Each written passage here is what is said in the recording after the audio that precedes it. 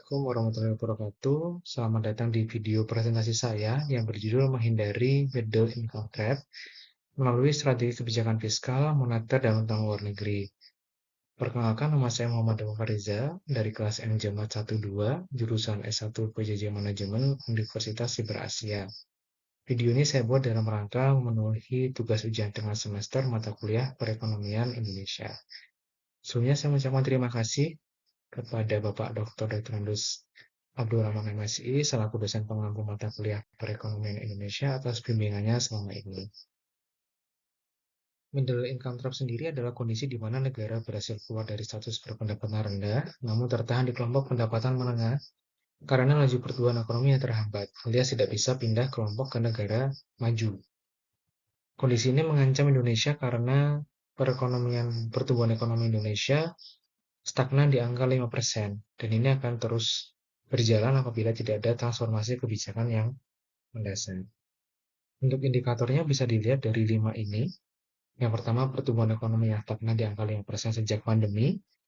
Inflasi yang masih perlu dikendalikan, yang saat ini di angka 3,08, sementara target Bank Indonesia di 2,5%.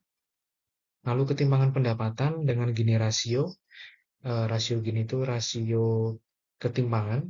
Jadi makin mendekati 0 itu makin merata sempurna, mendekati 1, maka makin ketimpangan sempurna. Indonesia masih di angka 0,38. Untuk rasio utang ke PDB sebenarnya masih aman, yaitu di angka 40%, namun beban pembayaran, terutama bunga, makin membesar.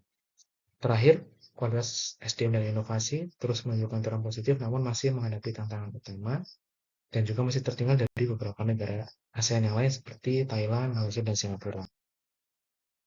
Nah, ini mengapa Indonesia rawan terjebak? Sebenarnya ada 4 faktor struktural yang saya uraikan di sini. Yang pertama, kesenjangan investasi dan lapangan pekerjaan, yang mana pertumbuhan ekonomi yang sebenarnya tumbuh, tapi stagnan tadi tidak berkorelasi positif terhadap perluasan lapangan kerja. Ini perlu menjadi perhatian serius bagi pemerintah. Selanjutnya ada produktivitas dan inovasi yang rendah, ditambah ada namanya fenomena human capital paradox, yang artinya masyarakat Indonesia ini ada beberapa yang hebat-hebat dan pintar-pintar, namun mereka malah meninggalkan Indonesia karena kesempatan untuk memiliki karir dan kesempatan hidup lebih baik di luar negeri. Yang ketiga ada ketergantungan luar negeri, ini dari APBN juga kita bisa membaca bahwa pembangunan infrastruktur ini masih bergantung ke pembiayaan utang luar negeri. Dan terakhir ada hilirisasi belum maksimal, banyak SDA Indonesia yang masih diekspor dalam bentuk mentah sehingga nilai tambah ini malah dinikmati justru oleh negara lain. Nah, saya tawarkan kebijakan fiskal yang harus dilakukan. Yang pertama di sisi optimalisasi pendapatan negara, ada perluasan basis pajak, yaitu meningkatkan penerimaan negara dengan menambah subjek dan objek pajak, baik melalui ekstensifikasi dan intensifikasi. Yang kedua ada reformasi perpajakan, yang diharapkan dengan adanya sistem Cortex ini bisa menekankan penerimaan negara yang berimplikasi terhadap peningkatan tax ratio. Dapat juga diterapkan insentif pajak khusus untuk perusahaan yang berinvestasi atau melakukan riset dan pengembangan atau R&D. Yang terakhir ada hilirisasi industri, yaitu kebijakan untuk memberi nilai tambah tadi bisa diberikan insentif fiskal yang mana bisa mendorong perusahaan-perusahaan untuk ikut dalam bidang hilirisasi industri. Lalu yang kedua di sisi belanja negara yang produktif, ada 3 kebijakan yang mungkin bisa diambil. Yang pertama meningkatkan anggaran pendidikan. Selain memenuhi amanat UUD 45, pendidikan merata ini sangat diperlukan untuk meningkatkan mutu fasilitas belajar, menciptakan SDM yang unggul serta berdasarkan global, serta memberikan ruang bagi masyarakat yang melakukan riset dan inovasi. Dengan adanya riset dan inovasi, otomatis SDM kita makin unggul. Yang kedua, ada penguatan infrastruktur. Tanpa infrastruktur yang baik, biaya logistik mahal. Pergerakan barang dan manusia juga pasti terhambat. Ini bisa menghilangkan daya saing Indonesia di kancah global. Yang ketiga, ada bantuan sosial tepat sasaran. Ini penting untuk pengentasan kemiskinan, menjaga stabilitas ekonomi, dan juga efisiensi anggaran karena bansos diberikan kepada yang berhak serta mencegah konflik sosial. Satu hal yang menarik yaitu Bank Dunia pernah memberikan rekomendasi Indonesia untuk mengkaji ulang subsidi BBM dan listrik karena justru banyak dinikmati oleh masyarakat mampu. Ini perlu menjadi perhatian serius oleh pemerintah. Kebijakan kedua itu kebijakan moneter yang bisa diambil oleh Bank Indonesia. Yang pertama, operasi pasar terbuka, yang mana BI bisa menerbitkan surat berharga kepada pemerintah untuk mengatur jumlah uang yang beredar, bisa menambah atau mungkin bisa mengurangi. Tingkat diskonto, yaitu persentase suku bunga untuk mengubah nilai uang di masa depan menjadi nilai uang saat ini.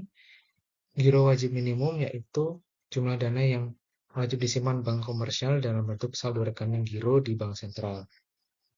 Dan persentase uang ini akan ditentukan oleh BI untuk mengendalikan jumlah uang yang beredar. Terakhir ada pengaturan kredit, yaitu pemberian kredit yang secara terkontrol dapat membantu mengendalikan stabilitas harga dan inflasi, perlindungan sistem keuangan, serta pemerataan ekonomi. Ini ada juga beberapa tantangan ya setelah kebijakan moneter, yaitu liquidity trap, kondisi ketika penurunan suku bunga BI gagal mendorong pengeluaran atau investasi karena masyarakat lebih memilih untuk menimbun uang atau menahan pengeluaran. Ini eh, umum terjadi di negara yang mungkin tidak stabil secara perekonomian atau geopolitik. Ditambah kondisi Indonesia saat ini lagi ada peningkatan atau pelemahan nilai tukar rupiah ya. Masyarakat menjadi menahan pengeluaran. Yang kedua, kredit stagnan, bank lebih nyaman untuk menempatkan dana di instrumen bebas risiko daripada menyalurkan ke sektor real. Ini juga berbahaya karena sektor real seperti industri manufaktur dan UMKM itu justru mereka lah yang harus merasakan kredit ini bagi mereka untuk bisa berkembang atau berusaha dan bisa menciptakan lapangan pekerjaan dan penghasilan bagi mereka sendiri. Kebijakan ketiga, kebijakan luar negeri, ini kondisi utang luar negeri saat ini di angka 7.564 triliun dengan asumsi kurs 17.658 rupiah. Ini sumber dari Bank Indonesia per Maret 2026. Nah, sebenarnya kalau lihat dari rasio utang itu sebenarnya menurun dari kondisi di kuartal 4 2025 di angka 29,5, sementara di kuartal 4 kemarin turun 30%. Dan juga pertumbuhan utang luar negeri juga melambat dari sebelumnya 1,9 menjadi 0,8 di kuartal pertama 2026. Ini menjadi kondisi yang baik bagi perekonomian Indonesia. Dampak utang sendiri sebenarnya ada positif dan negatif, yaitu positifnya bisa membiayai defisit APBN, bangun infrastruktur, negatifnya apabila tidak dikelola secara prudent, berisiko krisis dan beban pembayaran bunga yang makin membesar. Ada strategi pengelolaan utang negeri dengan mengurangi ketergantungan, meningkatkan pendapatan asli daerah, refinancing debt dan debt switching, meningkatkan suku bunga rendah untuk menukar utang mahal, utang produktif yang hanya difokuskan untuk rate of return tinggi, bukan untuk kegiatan konsumtif, serta transparansi oleh BPK dalam hal audit BPN dan fungsi pengawasan oleh DPR. Ini sinergi tiga kebijakan, yang mana tiga kebijakan ini harus saling terkait dan saling mendukung, jadi tidak bisa berjalan sendiri-sendiri. Rencana aksi, nah ini ada 1-2 tahun, pemerintah bisa menstabilkan inflasi, realokasi subsidi energi ke perlindungan sosial dan pendidikan, dan mempercepat sektor hilirisasi. Di 3-5 tahun, tingkatkan tax rasio, reformasi pendidikan yang match dengan kebutuhan industri, serta kurangi ketergantungan utang luar negeri. Lalu juga dengan jangka panjang 5-10 tahun, bangun ekosistem inovasi dan riset. Dengan transformasi ekonomi dari berbasis sumber daya ke pengetahuan, otomatis bisa membuat pertumbuhan ekonomi Indonesia melonjak signifikan karena SDM Indonesia bisa lebih unggul. Terima kasih. Sekian yang bisa saya sampaikan dalam video presentasi saya. Kurang lebihnya mohon maaf. Wassalamualaikum warahmatullahi wabarakatuh.